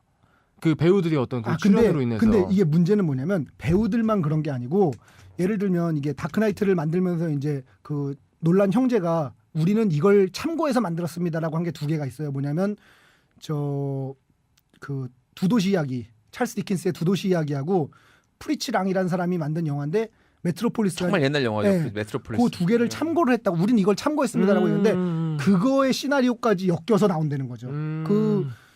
두 도시 이야기에 나오는 찰스라는 뭐 캐릭터가 있는데 그 캐릭터랑 인셉션의 찰스와 이 나오는 여기에 이 두 도시 이야기에 해당되는 다크나이트 라이즈에 등장한 캐릭터 이런 지점들이 막 겹쳐 있다는 거죠. 알랄이. 정말 고전 이제 프리스랑이면 나도 그 영화 학회 비슷하게 본 기억이 났는데 아무 장면도 기억이 안 나. 상영에서나 보는 걸 봤다는 사실만 못 기억날 봐요. 뿐 전혀 기억나지 않는. 저 전함 포템킨이나 전환 포템킨이야. 케인 뭐 이런 거. 그러니까 전환 포템킨 오랜만에 그냥 아주 그냥 포템스러워. 몽따주. 아주 포템스러워요. 그렇습니다. 하여튼 그래도 논란 형제가 그 동생이 더 천재다 이런 학설이 있다는 거 소개드리고 그 딴 얘기로 넘어가죠. 저 탈 거랑 무기들 나오잖아요. 네. 어떠셨어요? 재밌게 보셨어요? 저는 정말 너무 감명 받았던 게 그 뭐죠 오토바이인가요? 오토바이 옆으로 가는 거. 야, 오토바이가 진짜 옆으로 가는 이렇게 거. 옆으로 갈 때 이렇게 후두둑. 후두둑 하면서 이렇게 왜 네. 이렇게 하는 거 있잖아요. 네. 그 장면이 한 저기 배트맨 2번, 그 여자애 네. 한 번 이렇게 3번 정도 나오는데 네. 난 정말 나 일어나서 박수 칠 뻔했다니까 정말. 아니 어떻게 그런 와 말도 안 되는 그 방향 전환 저 다크나이트 때도 방향 전환 장면이 이렇게 벽으로 올라가면서 이렇게 방향 전환하는데 근데 그거랑 이제 괴를 같이 하는 진 거예요. 1번이죠. 진 1번. 야 정말 이거는 정말 다른 탈 것들과는 비교가 안 돼. 그거를 사실은 놀란 감독이 이 어떤 스케일과 이 액션 어떤 동선들에 대해서 이 영화에 대해서 이 보는 관객들한테 한마디 해주는 장면이 나와요. 여자가 그 캣우먼이 얘기하잖아요. 배트맨이 차에 태우려고 하니까 엄마가 낯선 사람 차 타지 말라 그랬다. 그러니까 한마디 해요. This is not a car. 그리고 딱 그러죠. 차가 아닌 거야. 날아다닌다는 거야 자기는. 차 아니지. This is not a bike인 거죠. 그거는. 바이크가 아닌 거야. 이제 PD님 뭐가 제일 좋으셨어요? 역시 바이크예요. 바이크. 역시 바이크. 배트포드라고 하는. 바이크. 정말 진짜 내가 오토바이 싫어하는데 그런 거 하나 있으면 달리고 싶더라. 진짜. 이승훈 PD는 어떤? 그러니까 여기에 등장하는 걸 이제 몇 개를 읊어드리면 배트포드라고 그 아까 오토바이, 네. 그다음에 텀블러라고 하는 2에 나왔던 차. 사실은 우리 오토바이는 너무 한거 오토바이 정도 합시다. 오토바이는 죄송해요. 너무 제가 오토바이라고 제가 말을 잘못 오토바이는 꺼냈네. 너무 가리봉봉 느낌이 확 나고 원동기. 뭐 이른 자동차 내지는 우리- 오토바이 아니, 정도로 합시다. 우리 오토바이 면허가 원동기 면허라고 돼 있어요. 이거는 오토바이 면허가. PD들이 모여서 테레비 하는 거 똑같은 오토바이. 예. 네. 그 배트포드가 이제 텀블러라는 차에서 분리가 되잖아요. 그거의 메커니즘에, 그러니까 이거는 사실 팬들이 워낙 빠들이 많다 보니까 그 메커니즘까지 분석해줘요. 텀블러의 앞에 바퀴가 2개 있어요. 그 바퀴 2개가 어떻게 오토바이 하나로 되는가, 이게 2개가 지금 뭐 들으시는 분들은 모르겠지만 이 2개가 있는데 여기에 중간을 잇는 다리가 앞으로 가면서 이렇게 가는 거죠. 그렇게 해서 오토바이가 된다는 거고, 그다음에 뭐 제일 대표적인 건 더 배트라고 하는 그 비행기 헬리콥터인지 뭐 하여튼 그거고. 그리고 사실 전 아쉬웠던 게 그 EMP 건이에요. 뭐였냐면 왜 갑자기 이렇게 터널을 지나는데 그 장면도 되게 간지가 있었어요. 터널을 지나는데 불이 형광등이 하나씩 탁 맞아. 탁 꺼집니다. 그랬더니 젊은 형사는 되게 당황을 해요. 이거 어떻게 된 거죠? 그랬더니 나이 든 형사가 맞군. 재밌는 걸 보게 될 거야. 그랬더니 배트맨이 원래 어둠 속에서 등장하죠. 배트맨이 나오려면 불이 꺼져야 돼요. 쫙 어둠 속에서 등장해서 빵빵빵 하는데 EMP 건을 거기서 쏴요. EMP 건이란 거는 그 일렉트로닉 마그네틱 펄스라고 어려워요. 원래는 이제 핵폭탄이 터지고 나면은 나오는 거기 펄스에서 응용된 원리로 개발된 이제 총인데 뭐냐면 모든 전자기기 회로를 태워버려. EMP를 맞으면 그 스타크래프트에도 나오는데 30대에게는 사이언스 벳에서 나오는 EMP라고 보시면 돼요. 저 스타크래프트를 모르시는 분들은 사이언스 벳을 모르시는 EMP가 터지면 모든 전자기기가 다 탑니다. 그래서 현대에서 가장 강력한 무기 중에 하나. 왜냐하면 현대는 무조건 전자기기거든요. M16이 아닌 이상 전자기기 기반으로 움직여요. 다행히 M16이라고 안 했다. M16이라고 날 뻔. 저희는 예비군 가면은 예비군 오토바이 대장님이 M16 여러분 M16을 잃어버리면 안 돼요. 오토바이를 타면서 M16을 EMP건을 쏘는 순간 전자기기가 망가져요. 사실은 이 사건도 훨씬 빨리 그 젊은 경찰이 죽일 놈인 게 그때 EMP건 쏘잖아요. 그럼 전자기기가 망가. 걔가 왜 백팩에다가 그걸 메고 있었잖아요. EMP건을 맞잖아. 그럼 그게 망가져서 그 이 전송이 안 돼. 그냥 끝이야. 거기서 총질을 하면 어떡하니? 거기서 시나리오가 끝나게 돼 있었는데 거기다 총을 쏩니다. 그래서 EMP건이 망가져. 활약도 못 해요. 사실 EMP건을 핵폭탄에 쏘면은 저 핵융합 폭탄에 쏘면은 거기에 이제 기폭장치가 망가지니까 그걸로 안 터진다고요. 그 EMP건이 사실 활용된 건 딱 한 부분밖에 없습니다. 람보르기니에서 쫙 내립니다. 내린 다음에 카메라 기자들이 팍팍팍 찍는데 갑자기 툭 누르니까 꺼집니다. 그래. 그게 이제 소형 EMP였던 거죠. 하나 갖고 싶네요. 방송하기 싫을 때 쫙 눌러버리면 회사 돌아다니면서 콘솔이 멎으면서 갑자기 회사 다니면서. 쉬는 날이 되네요. 저는 이 영화 이제 무기들 보면서 사실 느낀 거는 좀 다른 건데 뭐였냐면 CG의 용도에 대해서 저는 이제 다시 한번 생각했어요. 그 CG라는 게 만드는 게 아니라 지우는 게 용도라는 거죠. 아하. 뭐냐면 트랜스포머 이런 거 보면 CG가 막 화려하게 로봇들이 화려하게 돌아가고 그게 막 제가 이런 그때 했었죠. 예, 네. 트랜스포머. 굉장히 잘 나오잖아요. 근데 CG란 게 아직까지는 그거는 뭐 동물 CG 예를 들면 엘빈과 슈퍼밴드 뭐 이런 최근에 개봉한 이런 것도 마찬가지인데 모양이랑 움직임 같은 건 굉장히 똑같아요. 근데 떨어질 때 예를 들면 무게감이나 중량감이 그렇지, 없어요. 그렇지. 움직이는 거가 물리 엔진에 따라 움직이지 않아서 이게 무게감이나 중량감이 굉장히 떨어집니다. 100% 그거를 저 인식을 못 해요. 네. 100%. 그래서 만들면 누가 봐도 이게 그러니까 티가 나. 애니메이션이라 CG란 게 아. 아니라 그 무게감만 봐도 CG. 실사를 입혀도 마찬가지일 거예요. 그건 CG란 게 티가 나거든요. 근데 지우는데 사용하니까 이게 기가 막혀요. 배트가 사실은 날 수 있는 게 아니잖아요. 그래서 비행기에 약간 자동차에 실려서 움직이고 이런 거거든요. 아하. 자동차 위에 배트머신이 달려있는 거니까 그 왜 추격신 있잖아요. 추격신에서 자동차 위에서 이렇게 실려서 가요. 그러고는 나중에 CG로 지운 거야 밑에 자동차를. 정말 나는 것 같잖아요. 그 무게감도 다 살아있고 중량감, 회전하는 느낌 이런 게 다 살아있잖아요. 그걸 CG로 처리했으면 이 정도의 감동은 못 느꼈죠. 그렇죠, 그렇죠. 그리고 놀란 감독이 아시지만 CG를 굉장히 싫어하는 감독이에요. 그 저번에 얘기했던 우리 리들리 스콧 감독과 더불어 양대 CG를 싫어하는 감독이거든요. CG 회사에서 싫어하겠는데. 픽사 이런 데서 짜증낼 것 같아요. 픽사나 뭐 이런 데서 싫어하겠는데. 근데 아직까지는 CG가 그런 중량감 같은 걸 표현을 못 해주기 때문에 CG의 용도는 아직까지는 만드는 게 아니고 지우는 거. 그 왜 저희가 되게 충격적일 거라고 생각했던 장면 중에 뭐가 있냐면 고담 로그스 왜 그 운동장 무너지는 장면 있죠. 예고에 많이 사용됐던 그 장면이 영화로 보면 그렇게까지 충격적이지 않습니다. 왜냐하면 그건 누가 봐도 CG거든. 그게 원래 놀란 감독이 실제로 축구장을 사가지고 터트리려고 했대요. 뭐 안전상의 문제 때문에 못했다고 그러는데 또라이는 또라이야. 천재지만 또라이야. 천재와 또라이는 저 종이 한 장 차이. 터트리려고 했는데 그걸 안 됐다고 그러는데 그 장면도 사실은 CG란 게 티가 나니까 그런 다른 장면을 볼 때 그 압도적인 중량감이나 질량감 이런 게 없잖아요. 그랬구나. 사실 그 장면이 만약에 진짜 찍혔다면 네. 정말 영화사에 길이 남을 장면이 압도적인 사실은 장면이죠. 압도적인 장면인데 압도가 안 된 이유가 그거였구나. 네, 그러니까 예고에 활용될 때 우리가 이 장면 대단하구나 했는데 실제로 영화를 보면 인상적인 장면 중에 그 장면 꼽는 사람 별로 무슨 그 보도 자료에는 많이 나오지만 실제로 그 장면이 인상적이라고 생각하는 사람 별로 없거든요. 그렇죠. 그리고 또 보면 그 이게 이제 대부분의 사건들이 특히 액션씬 같은 것들이 도심에서 이루어지거든요. 또 네. 좁은 도심, 네. 도심의 무슨 광활한 뭐 네. 거리가 아니라 좁은 건물들 그 네. 마천루 사이에서 네. 이루어지는데 이런 거에서 가장 규모가 큰 건 사실 트랜스포머예요. 로봇들 막 10대 막 로봇들 막 수백 대 실은 막 외계인 비행기 로봇 막 비행기 변신하고 막 백신세를 빌딩을 삼켜버리고 막 이러는데 그건 100% CG란 말이에요. 압도당하는 아까 느낌이 말한 그 없어. 중량감이 없으니까. 그 트랜스포머는. 스케일만 보자면 그거에 한 10분의 1밖에 안 되는 거거든요. 그렇구나. 그런데도 불구하고 우리에게 다가오는 그 이 충격파가 훨씬 더 큰 거죠. 그거야. 그런데 진짜. 안타까운 점 한 가지가 있어요.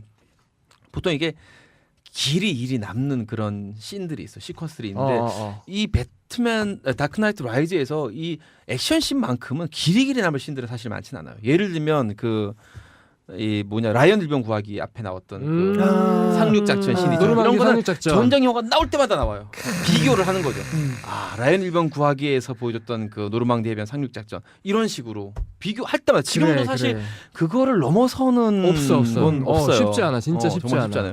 액션 영화들 중에 이런 압도적인 스케일들과 그런 기념비적인 장면들이 많이 나오는데 의도적인 건지는 모르겠지만 눈에 확 띄는 그런 야 이건 정말 길게 남겠다. 10년 돼도 이 장면이 회자되겠다 싶은 장면은 많지 않아요. 근데 지금 방금 CG 얘기도 나오고 방금 이 얘기도 나와서 제가 느끼는 건데 그 약간 의도도 있지 않나 싶었던 게 저는 굉장히 의도적이라고 봅니다. 그 장면 기억나세요? 그 둘이 맞붙어가지고 싸우는 장면이 그 장면이죠. 예.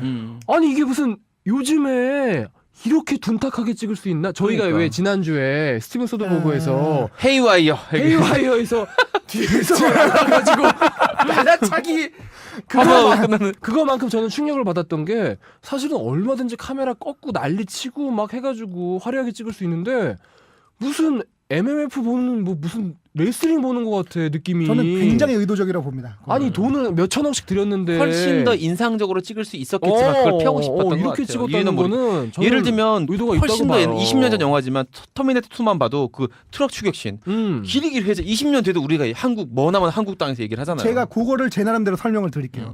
그게 사실은 쉽게 찍은 씬이 아니에요. 그러니까 그게 뭐냐면 엑스트라가 일단 10,000명이 동원이 됐어요. 10,000명을 월스트리트에다 깔아놓고 찍은 거야. 그러면 엑스트라 10,000명을 동원한다는 얘기는 뭐냐면요. 거기 경찰이 3,000명씩 돼요. 경찰 보시면 알겠지만 여기에 GC라고 오른쪽 어깨, 왼쪽 어깨에 GC라고 배지가 돼 있고 오른쪽 어깨에 PD라고 있어요. 그 고담 3,000명한테 시티. 고담시티 PD라는 배지랑 고담시티 경찰복이랑 다 고담시티 줘야 되는 거죠. 그걸 다 지급해서 굉장히 막 며칠 동안 열흘 동안 월스트리트를 다 봉쇄해가지고 어렵게 찍은 거란 말이에요. 그럼 훨씬 더 멋있게 찍을 수 있었는데 왜 그렇게 찍었느냐? 저는 이거를 아큐파이 월스트리트랑 뭐 이런 거 저런 거를 이제 합쳐서 생각을 합니다. 뭐냐면 다크나이트가 그러니까 김수영 시인의 혹시 폭포라는 시 기억나시나요? 고등학교 때 우리 소리가 소리를 부른다. 다크나이트가 폭포라면 이거는 풀입니다. 그러니까 뭐냐면 폭포라는 거는 초인에 대한 얘기거든요. 세상을 구하는 한 사람이 폭포가 초인이 세상을 구한다라는 그게 다크나이트의 얘기였다면 다크나이트 라이즈는 풀이 언제나 바람보다 빨리 눕고 바람보다 빨리 일어선다. 그래서 여러분 모두가 말하자면 영웅이고 우리 모두가 다 힘 합쳐서 살아야 된다. 배트맨 한 명이 할 수 있는 게 아니다. 이거를 보여주기 위해서 일부러 사람을 만 명을 때려박아서 깔고 봉쇄하고 그렇게 어렵게 찍으면서 별로 폼이 안 나게 찍은 거라는 거죠. 메시지에 그걸 희생한 거죠. 네네. 이미지를 희생시킨 거죠. 과도한 실드라고 욕하셔도 할 수 없습니다. 초반부에 미리 경고드렸습니다. 과도한 실드, 아가페적인 실드 깔려 있습니다. 이래서 이승훈 PD가 매일 보면은 이승훈 PD 박학다식하다는 얘기가 너무 많아요. 하여튼 저는 그 김수영 시인의 풀과 폭포가 굉장히 생각이 많이 나요. fantastic해요. 여러 가지 장면에서. 참고로 저 이재익 PD님은 음란하다는 얘기가 많아요. 사람들이 아주 사람 제대로 봤네. 박학다식 사람 볼 줄 아네. 이 얘기 잠깐 안 하고 넘어갈 수 없는데 그 원작하고 비교를 할까? 이게 원작이 뭐가 있냐면 배트맨 나이트폴하고 다크나이트 리턴즈가 있습니다. 그거를 이제 원작 그러니까 바탕으로 원작이라고 하긴 좀 뭐하고 바탕으로 해서 이제 만든 시리즈인데 그거하고 이제 비교를 해서 원작에선 이랬는데 예를 들면 베인 같은 경우는 이제 이렇습니다. 베인이 원작에서 어떻게 등장하냐면 베인이 똑같이 마스크를 쓰긴 해요. 근데 그 마스크의 용도란 게 뭐냐면 여기서는 진통제잖아요. 고통을 받고 있기 때문에 진통제를 맞으려고 마스크를 쓰는 왜 건데 쓰는 거예요 진짜? 거기서 맞았어. 그 우물 밑에서 졸로 쳐맞아가지고 입이 이렇게 무너진 거잖아요. 아닙니다. 그게 그거 아니고요. 베놈이라는 약물이 있어요. 그 베놈이라는 약물이 주입이 되면 얘가 강화가 되는 거예요. 그러니까 강화하는 용도예요. 약물을 맞으면 원래는 그렇게 힘이 센 애가 아닌데 약물을 주입하는 순간 강해지는 거예요. 그래서 그 베놈이라는 약물을 주입하기 위한 용도로 마스크를 쓰고 있는 거거든요. 원래 만화에서는 그렇잖아요. 네, 만화에서. 영화에서는 그렇진 않아요. 그러니까 영화 얘기도 이제 설명을 드릴게요. 만화에서는 이제 약물을 주입하면 강해지는 거예요. 그래갖고 베인이 원래 배트맨보다 무조건 세요. 왜냐하면 딴 배트맨의 특징은 머리가 좋은 게 특징이거든요. 그 저스티스 리그에서도 보면 배트맨이 이거 너무 얘기 어려워진다. 관두자. 하여튼 머리가 좋은 게 특징이라 악당하고 싸울 수 있는 건데 머리를 똑같이 쓸 수 있는 악당인 거예요. 근데 걔가 힘도 그만큼 세. 그럼 배트맨이 못 이기잖아요. 결국 어떻게 이기냐면 맨날 파이프를 끊어요. 베놈이란 약물을 주입을 못해 파이프를 끊으면서 이기는 걸로 맨날 등장을 하거든요. 근데 여기 영화의 경우에는 진통제를 주입하는 거거든요. 그럼 원작하고 악당의 방향이 전혀 달라지잖아요. 이런 식으로 원작하고 굉장히 다른데 원작에선 이랬는데 뭐 말하자면 아까 얘기한 두 도시 이야기도 마찬가지고 메트로폴 원작에선 이렇게 했는데 왜 여기선 이랬냐라고 이제 그 까는 분들이 많더라고요. 그래갖고 과연 이거 원작 저는 늘 배경 지식을 중요하다고 강조를 하잖아요. 오늘 내가 너무 얘기 많이 하는데 저는 원래 오늘 작정하고 왔기 때문에 할 수 없습니다. 얘기 많이 해도 돼요. 배경 지식을 제가 늘 중요하다고 얘기하면서 이런저런 예를 많이 들잖아요. 근데 유일하게 예외라고 저는 또 실드 칩니다. 뭐냐면 오히려 너무 많은 지식은 지식이 아닐 수가 있는 겁니다. 저는 이 영화를 보기 위해서는 배경 지식을 오히려 줄이는 편이 리턴즈 이런 거 안 보고 줄이는 편이 낫다고 생각합니다. 너무 많은 지식은 지식이 아니다. 그 누구나 추천하듯이 비긴즈랑 다크나이트만 보고 보시면 돼요. 그리고 특히 비긴즈 보셔야 되고. 밖에 누가 오셨는데 이거 잠깐 녹음 끊었다 가야 될 것 같은데 밖에 누가 오셨으니까 잠깐 녹음 끊었다 가겠습니다. 스튜디오를 옮겨야 될 것 같습니다. 방이 없네. 쫓겨나서 방 옮겼습니다. 방 찾았어. 방 잡기가 방금 울라라 세션이 녹음하고 간 고방. 금요일 밤 강남역에서 모텔방 잡기보다 어렵네요. 아이고 참. 이렇게 어려워서야. 얘기 맞아. 그 배경 지식 어떻게 생각하세요? 제가 아까 비긴즈는 꼭 보고 다크나이트도 보고 봐야 되지만 나머지는 뭐 안 보는 편이 낫다. 정숙주행이 정답이다 저는 생각합니다. 비긴즈 보고 다크나이트 보고 다크나이트 보면 좋을 것 같아요. 딴 거에 대해서는 리턴즈나 뭐 이런 거에 대해서는 굳이 봐야 되나요? 음. 그리고 그 조엘 슈마허 감독 그 시리즈들 예. 같은 경우는 봐도 되고 안 봐도 되는 것 같아요. 워낙 그건 아예 다른 얘기니까. 그건 뭐 안 봐도 되죠 전혀. 저는 극단적으로 이 영화만 보셔도 돼요. 막말로. 근데 이제 비긴즈는 약간 연결되는 부분이 있어서 비긴즈는 보시면 좋죠. 비긴즈랑 다크나이트는 보시는 편이 훨씬 낫죠. 저기 뭐야 자짜 태야지 자짜. 자짜 너무 늦게 나왔다 자짜시. 야, 우리 이렇게 자짜시 늦게 나오면 안 되는데. 아, 적당하게 따랐어요, 적자시. 자짜 그 오늘의 자짜는 미란다 미란다 테이트 여자 부자였던 여자와 웨인 둘이 잤냐 안 잤냐? 편 앉았다. 아, 이건 잤잖아요. 저런 장면이 나오는데 어디서 샀어? 아니. 아, 나왔다. 아, 난 저기 좀- 뭐- 이 양반. 캐드만 생각하고 있어. 캐드만. 아니 병날로 지금 그 캐드먼이 아주 미란다 무슨 아니지? 아. 그런데 뭘- 이거는 넉날로에서 이거는 그냥 100% 넓은 가슴을 더듬는 게 나오지. 100% 잤기 때문에 뭐 할 얘기가 캐드만 없는데. 생각하고 있어. 캐드만. 자 잡는 걸로. 이건 당연히 간 장갑니다. 거고. 자는 장면이 나오고. 상원이 형과 캐드먼 잤을까요? 잤다. 김은종 PD님 어떻게 생각하세요? 안 잤다. 이건 정말 그 캐드먼 지난번에- 좋아해서 그런 거야. 이거는 왜냐면- 캐드먼을 좋아하니까 그런 여자를 물게 싫은 거야. 아니야. 내가 저 NS를 아, 좋아하긴 저 지난번에 하는데 그랬던 것처럼 이재익 PD님이 아니 이게 저 지난번에 이직 PD님이 이런 얘기를 했어요. 이게 미련이 남으면은 돌진할 수 없다고. 아 이승훈 PD가 얘기했나요? 이 상원 의원이 계속 찾아 미련이 남아가지고 연락할 거지 이러는 거. 총 맞고 그 꼴을 당했는데도 찾아. 이거는 정말 아 진짜 그것도 명장면 중에 하나야 사실은. 딱 총 맞고 누워 있는데 거기서도 전화할 거지. 이거 100%입니다. 이거 남자들의 어떤 그 이건 안 잤기 때문에 No. 한 번 욕망이 잤기 때문에 남았어. 가는 거. 한 번 잤기 때문에. 아, 저 지난번에 또 프로메테우스 때 얘기하셨던 거고 한 번 잤기 때문에. 아니야 안 잤어. 저는 잤다 쪽에 걸고 싶어요. 왜냐하면 왜죠? 왜냐하면은 이게 보통으로 치면은 김은종 PD님의 말이 맞습니다. 안 잔 게 맞아요. 앉아야 이렇게 갖고 노는 거거든요. 근데 그러기에는 이 남자가 원래 너무 잘 나가는 남자였던 거야. 너무 잘 나가는 남자 상원의원이잖아요. 세니터. 콩그레스맨이었나? 하여튼. 오이 사람 참. 상원의원 세니터고 콩그레스맨 하원 의원. 콩그레스맨. 번역에서는 상원 의원인데 영어에서는 칸그레스맨이라고 나와. 하원 의원이죠. 하원 의원. 아니 근데 번역에 상원 의원 나온다니까? 번역이 잘못된 거죠, 그럼. 번역 개판이네. 실망인데? 하원 의원 세니터. 그러네. 콩그레스맨 하원 의원. 제가 좀 전에 세니터라고 말해놓고도 제가 의식을 못하고 있었네요. 그러니까. 하여튼 그 의원 되는 신분인데 그냥 잘 모르는 젊은 여자예요. 그 여자한테 행방불명이 될 정도로 휘둘리려면 뭔가 받은 게 있어야 되거든요. 뭔가 맛보지 않고 그랬는데 그렇게 그러니까 저는 사실 한 번 잤는데 말하자면 돌개물살 같은 여자였던 거죠. 훅 빨려 들어간 거야. 듣도 보도 못한 이런 비유는 이건 또 아니, 야 왜? 듣도 보도 못한 이런 비유인데 신천지에서 가는 것 돌개물살은 같은 뭐야 이거? 훅 빨려 들어간 거 있잖아요. 돌개물살이 막 돌아가면은 훅 빨려 들어가잖아요. 아니 누가 내 음란하다 그런 거야 이 사람이 지금. 당신이 내 앞에서 음란함을 논할 자격이 있어? 이 돌개 물살 같은 녀석아. 아니 팽창하시는 분이 왜 이러세요? 그만 팽창하세요. PD는 박학다식하면서 음란하기 때문에 아. 음란 서생으로 임명하겠습니다. 하여튼간에 저는 이렇게 생각해요. 총론적인 네. 총론적인 이야기를 하자면 네. 남자가 여자에 대해서 가장 무모해질 때는 한 번 잤을 때예요. 한 번도 안 잤을 때보다 한 번 잤을 때가 더 무모해요. 그 기억이 좋다면.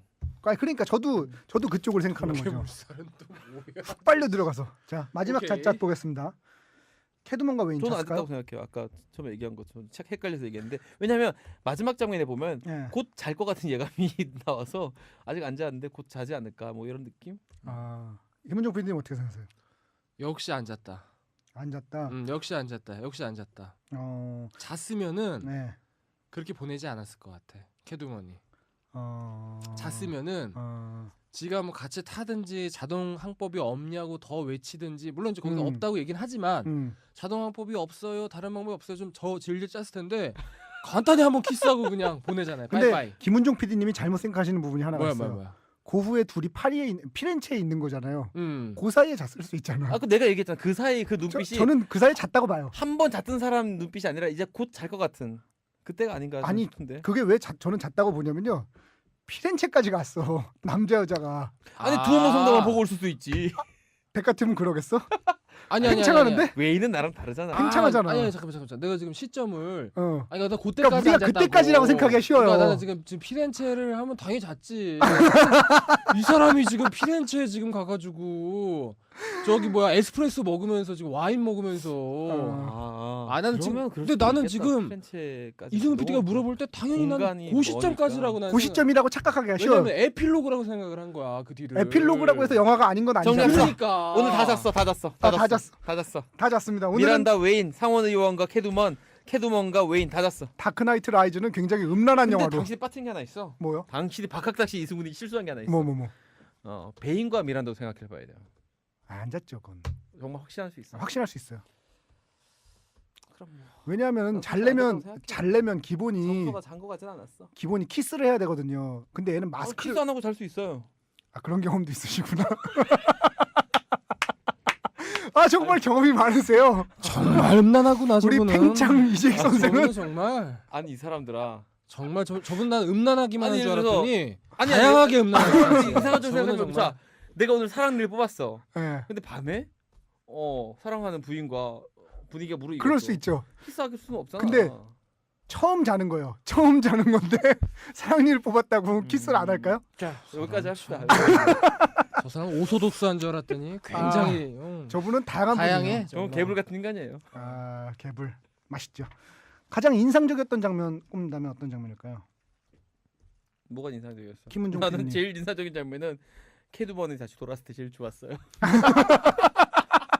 아니 솔직히 말 나 이 영화에 대해서 할 얘기는 또 하나가 있는데 네. 정말 나는 그 미란다요 말한다요. 미란다. 미란다와 모란다, 웨인이 엮일까봐 모란다. 되게 불안했어. 그런 분들 많아요. 되게 불안했는데 결국 미란다가 비치로 밝혀지고 캐두먼이 돌아왔을 때 그 쾌감이 난 너무 좋았어. 사실 말이 안 되죠. 덱 같으면 그러겠냐고. 앤에서랑 마리온 꼬띠아르가 있는데 거기서 마리온 꼬띠아르 고르는 남자는 국민소득보다 프랑스어를 굉장히 사랑하는 외고 불어과를 나와서 좋은 대학 불문과를 그런 나오는 사람이 아니면 그렇게 하지 않죠. 하여튼 저는 그 장면이 되게 인상적이었어요. 캐두먼이 딱 돌아왔을 때.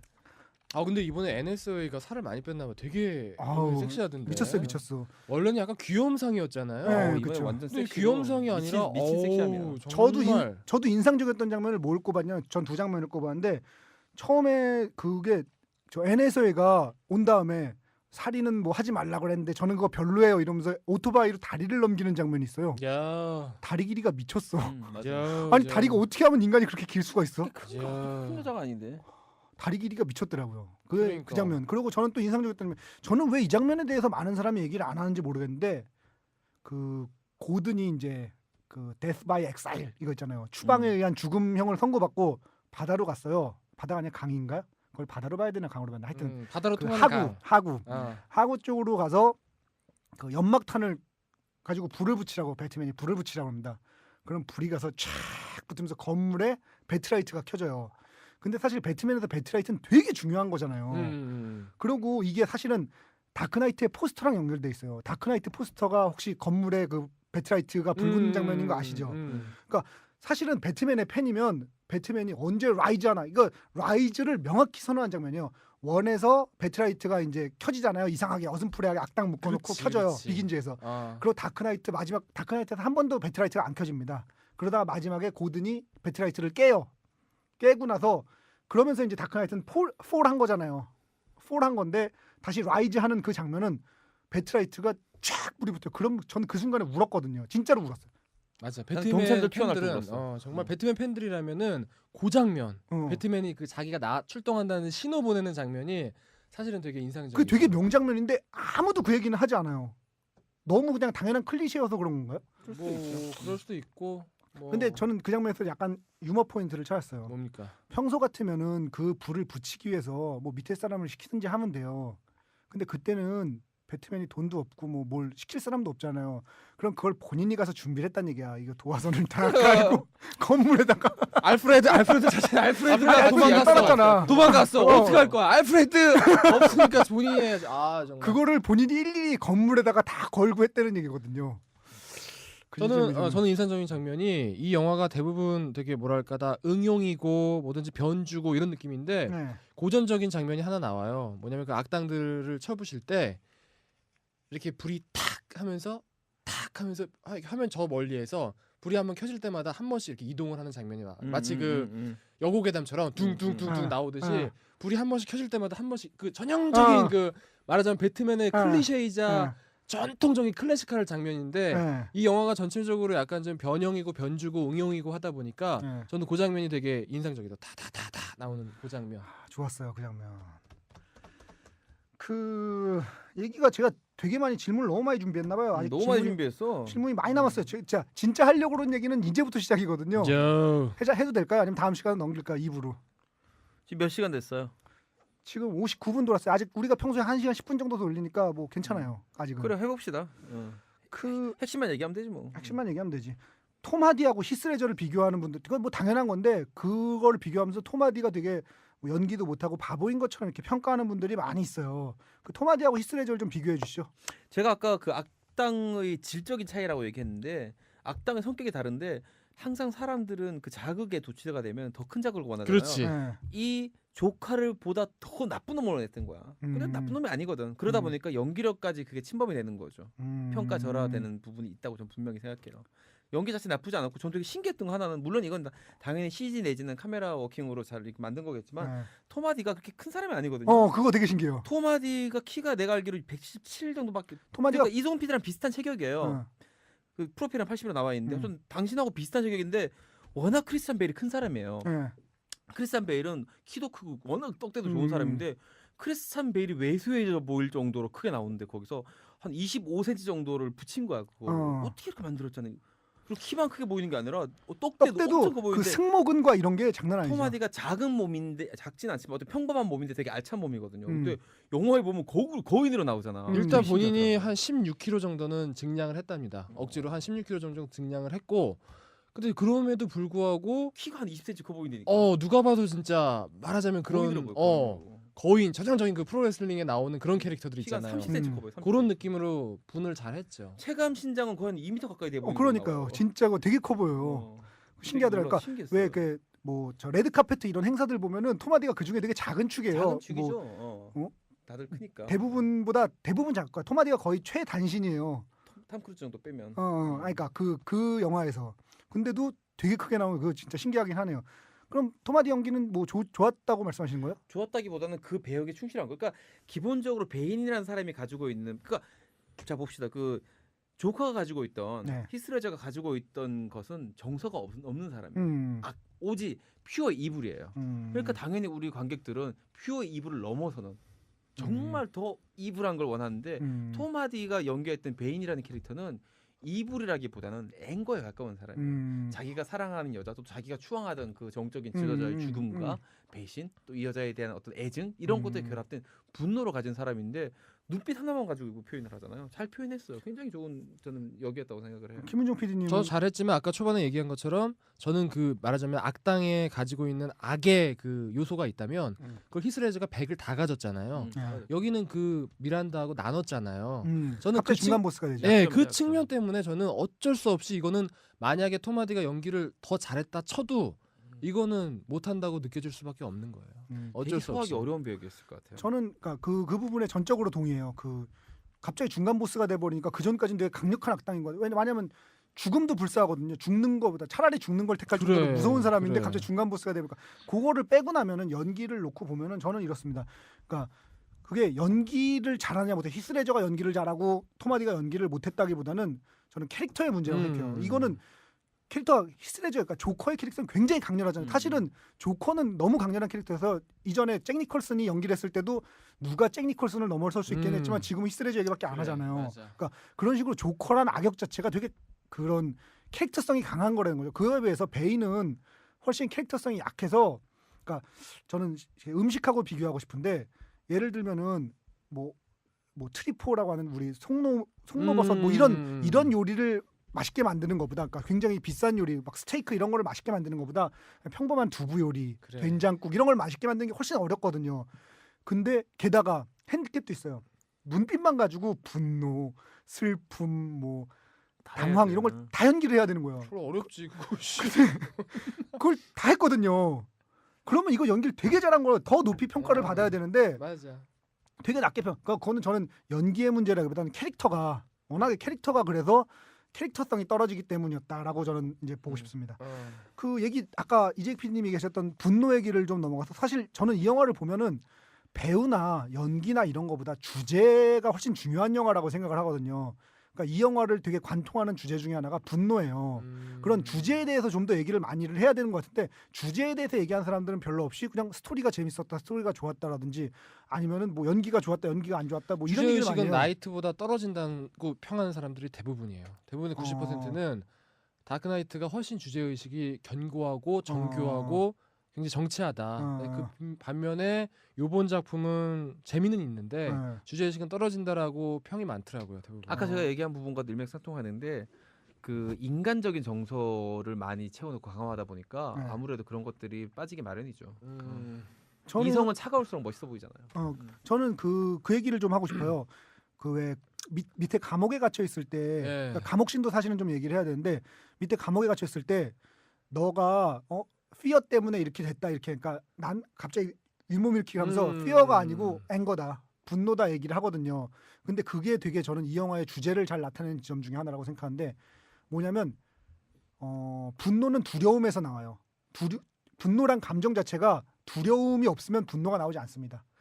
두려운 상황이에요. 예를 들면 내가 그러니까 예를 들면 고양이가 그러니까 쥐가 궁지에 몰리면 고양이를 문다고 그러잖아요. 그렇지. 그때 쥐의 마음이 분노거든요. 그러니까 분노라는 건 반드시 두려움을 수반하게 돼 있어요. 근데 두려움을 넘어서면 그게 분노가 되는 거예요. 그러니까 다크나이트 라이즈잖아요. 라이즈란 말 자체가 그동안은 두려움이었는데 그 두려움을 넘어서서 분노를 한다 이런 의미로 저는 받아들여져요. 그러니까 주제라는 게 저는 이 비긴즈하고 또 비교를 해볼 때 비긴즈에 보면은 우물에 빠집니다. 브루스 웨인이 우물에 빠졌는데 그 우물에서 아버지가 구해줘서 나와요. 그게 원이에요. 근데 여기서는 말하자면 거대한 우물이잖아요. 거대한 그렇지. 우물에 빠져요. 저는 그 장면을 딱 보는 순간 그러니까 그 장면이 사실은 거기에 배트맨이 빠질 거라고 뭐 아무 암시도 나오지 않잖아요. 저는 근데 그 장면을 딱 보는 순간 여기 무조건 빠지겠고 그게 우물이랑 겹치는 데다가 우물에서 그전에는 아버지가 구해줘서 나왔지만 요번에는 자기 힘 스스로 나오겠구나. 자력갱생. 그게 다크나이트 라이즈겠구나. 그런 의미에서 이런 식으로 이어지지 않을까. 그래서 주제를 두려움하고 분노 뭐 그 제목 다크나이트 라이즈하고 연결시켜서 그렇게 파악을 해야 되지 않나. 그런 생각이 들더라고요.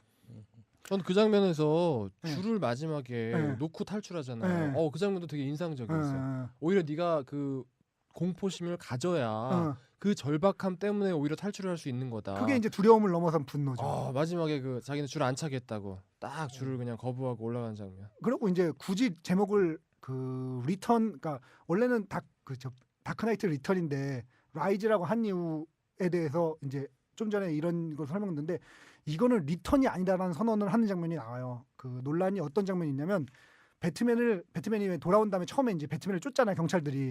그러면 그 텔레비전 자막에 더 리턴 오브 배트맨 물음표 이렇게 나오거든요. 아니라는 거죠. 이건 리턴이 아니다. 리턴하고 다른 얘기다. 내가 슈퍼맨 리턴즈가 쫄딱 망해서 그걸 피하려고. DC 코믹스가 이미지를 무서워서 안좋시로 리턴즈가 쫄딱 망했기 때문에. 우뚝 서야 된다. 울뚝 서야 된다. 그럴 수 있겠네요. 라이즈 되게 정확한 지적이네요. 좋은 지적이에요. 그랬을 수도 있어. 역시 오늘 남자는 라이즈 해야 돼. 라이즈, 팽창, 우리에게 남자는 그냥 우뚝 서야 돼. 라이즈가 팽창이라는 의미죠. 일어선다. 일어서자. 우뚝 서다죠. 우뚝 저는 서다. 저는 팽창한다는 의미인 줄 알았어요. 아까 저는 이제 사실 호모 이렉투스입니다.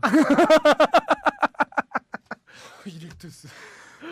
딴 얘기 배트맨 영화거든요. 사실은 주인공이 배트맨이잖아요. 제목도 다크나이트고. 근데 배트맨 얘기는 별로 안. 크리스찬 베일 얘기도 별로 안 하고 배트맨 얘기도 별로 안 해요. 배트맨 얘기랑 크리스찬 베일 얘기 좀 해보죠. 근데 이 영화를 보면 그 많은 사람들 이 크리스토퍼 놀란 감독의 참 똑똑한 사람의 이유 중에 하나가 사람들의 기대치를 안 피해 갖고 자 이런 걸 원하겠지. 자 그럼 요거 먹어 하고 입에 쏙쏙 넣어주는 것들이 되게 많아요. 배트맨 역시 딱 사람들이 배트맨에 기대했던 기대에 부합했기 때문에 얘기가 안 나오는 거예요. 제가 볼 때 정확히 그래요.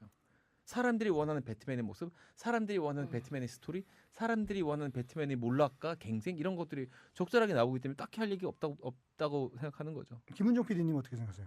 글쎄요, 저는 기본적으로는 이 영화 자체가 배트맨 영화이기도 하지만 기본적으로는 저는 이 지역이 오히려 더 중요하다고 생각을 해요. 아까 그 두 도시 이야기의 얘기 말씀하셨죠. 말하자면 이 영화는 지금 고담시 얘기인 거예요. 고담 시티가 주인공이지 배트맨이 주인공이 아니기 때문에 저는 조금 배트맨에 대한 우리의 언급도가 떨어지지 않는. 고담시가 주인공. 고담시가. 그럼 크리스찬 베일에 대해서 좀 얘기해 주세요. 히스레저 얘기는 잔뜩 하지만 크리스찬 베일 얘기는 아무도 안 하거든요. 참 크리스찬 베일이 입에 안 오르내리는 배우예요. 네. 겁나 얼굴 살벌하게 희한하게 생겼잖아요. 잘생긴 편이죠. 잘생겼죠. 너무 냉정하게. 이 사람이 찍은 이 아저씨 영화 중에 내가 제일 좋아하는 건 아메리칸 사이코인데 그렇죠. 겁나 골 때려 영화에서 막 노래만 부르다 갑자기 도끼로 확 내리치는데 겁나 골 때리는 영화인데 그런 이미지예요. 정말 수트가 잘 어울리는 정말 피도 눈물도 없을 것 같은 남자가 정의를 위해 싸우는 그런 캐릭터인데 이상하게 연기를 못하는 것도 아니고 그렇다고 급이 작은 것도 아니고 한 군데 빠지지도 않는 이 배우인데도 불구하고 우리가 흔히 생각하는 명배우 배우를 잘 못 오르는 배우라는 매력이 거죠. 없는 거 아닐까? 왜 매력이 대중에게 없을까? 매력이 없는 아니 근데 매력이 없다고 그러기에는 음. 생각해 보세요. 당신, 그러니까 김은종 PD님이 영화 배우예요. 영화 배우인데 당신 영화 뭐 했는데 그랬더니 제가 다크나이트랑 다크나이트 라이즈를 했습니다. 매력이 없다고 말할 수가 있냐고. 그러니까 매력이 없다고 말할 수 있어요? 잠깐만. 프레스티지 보셨어요? 프레스티지도 거기서도 연기 좋았는데. 아니 좋았죠. 이 사람 연기도 심지어 좋았고. 터미네이터 4도 주연이야. 그러니까요. 엄청난 작품들 하는 사람이에요. 우리가 알고 있는 21세기 말하자면 20세기부터 21세기로 넘어오는 그런 거대한 시리즈 아니 심지어 데뷔작도 배역을 다 데뷔작 뭔지 아시죠? 데뷔작 뭐예요? 몰라. 태양의 제국이에요. 음. 아역으로 데뷔했어요. 태양의 제국. 스티븐 스필버그의 태양의 제국으로 데뷔했어요. 이 아저씨는 애 때도 살벌했을 것 같아. 그러니까요. 태양의 제국으로 데뷔한 배우예요. 야, 이 양반은 뭐 제작비 한 3천억 이하는 아침 뭐 선지 우리가 선진국 저기 좋아하는 것처럼 일본 물을 야, 좋아하는 것처럼. 아니, 이 양반도 찾아보면은 저 이 필모그래피가 장난 아니거든요. 근데 야. 그거에 비해서 되게 저평가받았다는 느낌을 받아요. 아니 터미네이터랑 저 다크나이트 시리즈를 했으면 뭐 그거 두 개만 하면 끝난 거지 뭘 더 찍어야 돼. 웬만한 영화 배우 한 30편 찍을 거 제작비에 그런데도 불구하고 우리가 흔히 어떤 배우 좋아하세요라고 말하면 크리스찬 베일이 나오는 나오는 거 거의 없죠. 사람은 안 거의 나와. 없다는 거야. 안 나와. 나 나온 거 들은 적이 없어요 지금. 그게 좀 그래요. 이상한 점이에요. 저는 이렇게 생각해요. 그러니까 배우가 그러니까 물론 크리스찬 베일은 연기도 굉장히 잘하는 배우. 배트맨 기가 연기를 이만큼 더 이상 어떻게 해? 기가 막히지. 연기도 잘하지만 배우의 가치라는 건 저희가 보통 영화를 고를 때 배우의 이름을 보고 영화를 고르잖아요. 배우의 이름을 보고 영화를 고른다는 얘기는 배우가 정말 중요한 역할 중에 하나는 시나리오 보는 눈이 있어야 돼요. 배우 이름을 보고 골랐는데 배우가 시나리오 보는 눈이 없으면 맨날 망작이 돼. 그러면 배우의 가장 중요한 역할 중에 하나가 그 연기를 잘하는 것도 있지만 시나리오 보는 눈이 있어서 자기가 고르는 영화를 잘 골라야 되거든요. 근데 터미네이터 4 고르고 다크나이트 물론 거기는 그러니까 골라진 거일 수도 있지만 그런 배우인데도 불구하고 너무 평가를 못 받고 있지 않나. 그래서 저는 크리스찬 베일은 좀 더 높은 평가를 받아야 된다고 생각합니다. 양준혁이 그래요. 양준혁이 성관이 좋아가지고 아. 볼넷을 엄청 얻어가요. 그러니까 근데 이건 타율에도 안 들어가, 최다 안타에도 안 들어가. 말하자면 굉장히 저평가받는 부분이 있거든요. 그러네. 선관이 굉장히 좋은 거고 양준혁 같은 사람이네. 그러니까 눈이 되게 중요한 거. 사실 배우의 눈이란 거는 되게 중요한 부분인데 우리가 배우의 눈이 얼마나 중요한지에 대해서는 아무도 얘기를 안 한다는 거죠. 한때 송강호가 정말 선관이 좋았어요. 근데 남극일기 이후에 뭐 아니, 이제 최근은 아닌데 최근은 남극이 아닌데 너무 추워요. 너무 추우니까 이게 최근은 아닌데 한때 송강호 나오는 영화는 무조건 보면 재밌는 그런 시절이 있었어요. 그 다크나이트보다 다들 떨어진다고 얘기하는데 왜 떨어진다고 평가를 받는 걸까요? 아까 제가 얘기했잖아요. 정서가 들어오면서 네. 그 정말 얼음성처럼 완결하던 그 어떤 완결성이 흐트러진 거죠. 김은종 PD님은 저는 히스레저도 한몫한다고 봐요. 히스레저의 어떤 그 연기와 그 캐릭터와 비극적인 죽음과 이런 것들이 굉장한 아우라를 발휘했다고 봐요. 그럼 히스레저가 살아있다면 어땠을까요? 시스러져 살아있다면 다크나이트가 지금만큼 추앙받지 못할 것 같아요. 아. 지금보다 한 7에서 8% 정도 빠질 것 같아요. 많이는 아니고 한 워낙 좋은 92%? 영화긴 한데 지금 예를 들어서 99라면 한 90% 정도의 찬사를 받지 않을까. 저는 이렇게 얘기하고 싶습니다. 그 뭐냐면 이런 말이 있어요. 비관론자는 낙관론자보다 늘 현명해 보인다. 이런 얘기가 있어요. 다크나이트는 되게 어두운 얘기예요. 비관적인 얘기야. 근데 다크나이트 라이즈는 되게 낙관적인 얘기잖아요. 개몽 영화 비슷해요. 마지막에 우리가 희망이 숨을 있는. 일어날 수 있다. 그러니까 열심히 하면 살아남을 수 있다. 그래. 근데 언제나 비관론을 말하는 사람 안 될 거야, 잘 안 될 거야. 이 사람이 말이 맞았을 때는 저 사람 진짜 똑똑하다, 예언자다 이렇게 얘기하지만 맞아. 잘 될 거야라고 얘기했던 사람이 말이 맞으면 아무도 그 말을 기억하지 않아요. 내가 저 얘기를 하고 싶었는데 이거 정말 명언이야. 바로 맞아. 나도 지금 동감한 부분인데 어떻게 좀 외워봅시다. 어떻게 뭐라고? 비관론자가 낙관론자. 비관론자는 늘 낙관론자보다 현명해 보인다.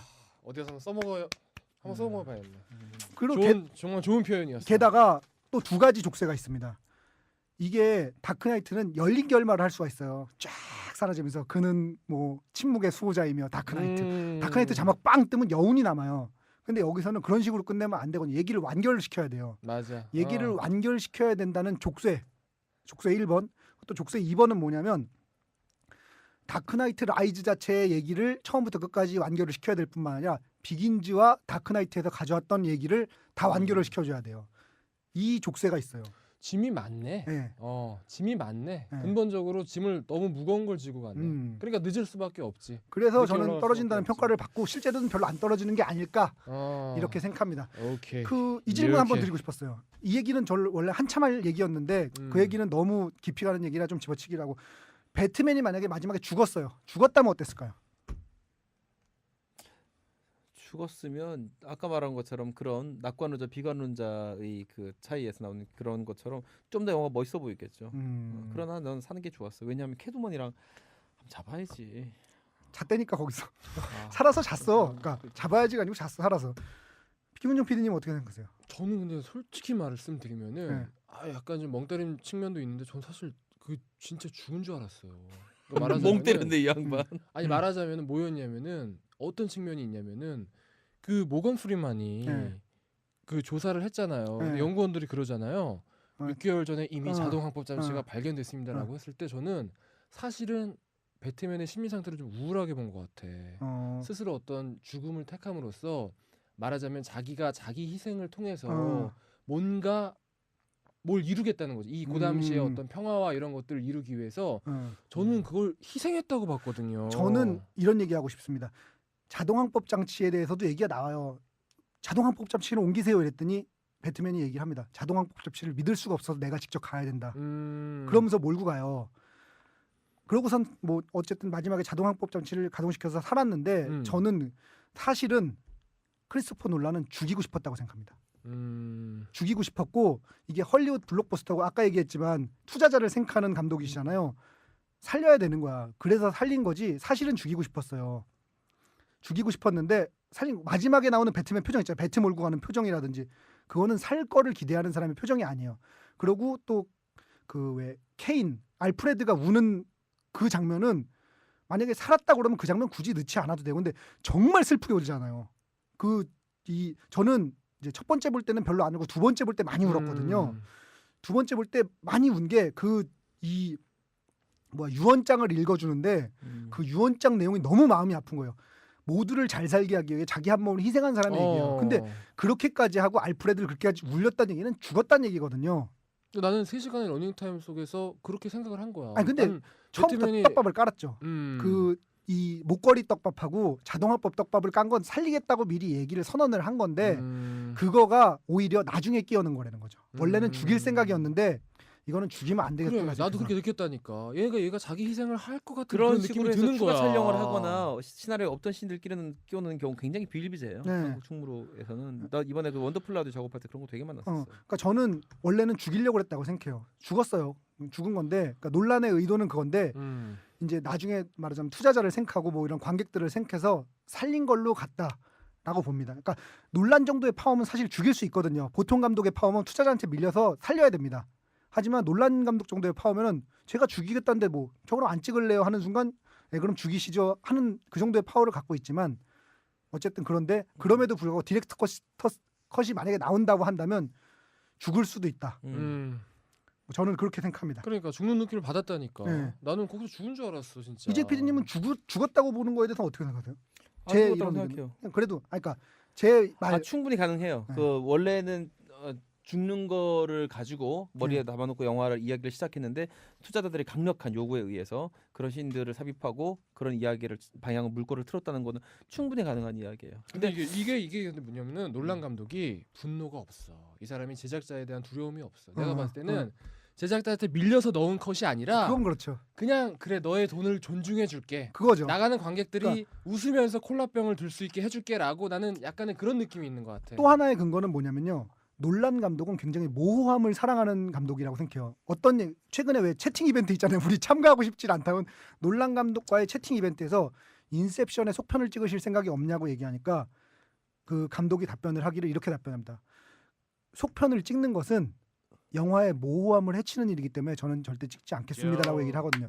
늘 놀란 감독의 영화는 모호하게 끝나요. 프레스티지건 메멘토건 다 모호함이 있어요. 그러니까 물론 분명한 방향은 제시를 해주지만 그 방향이 맞다에 대해서는 얘기를 안 하고 모호하게 끝내거든요. 근데 유일한 예외가 저는 라이즈라고 봐요. 분명하게 끝내요. 이거는 일부러 모호하지 않게 만든 거니 여태까지 작품과의 흐름을 해치고 그거는 뭐냐면 자기의 원래 의도는 모호하게 만들려는 것을 거기서 만약에 가서 터지고 장례식 장면 나오고 그 다음에 그냥 로빈으로 끝내도 사실은 영화적 엔딩으로는 무리가 없잖아요. 아유 어디서 끝내도 돼. 터지면서 끝내도 돼. 장례식장에서 끝내도 다 끝내도 돼. 어디서든. 저는 그렇게 봅니다. 뭐 하여튼 또 오케이. 하나는 네. 대세의 지장 없다라고 생각했을 수도 있어요. 대세의 아, 지장 없다. 이것도 얻는 게 많다. 네. 이렇게 끝내도 얻는 게 많다라고 아. 생각했을 수도 있어요. 논란. 급소 짚고 가죠. 급소. 길어요. 그리고 중간 부분에 이 배트맨이 라이즈 하기 위해서 보내는 시간들이 재미가 없어요. 아, 아니 뭐가 특별한 게 나와야지 윗몸 이렇게 팔굽혀기로 너무 안일하게 몸을 보는 게 아닌가.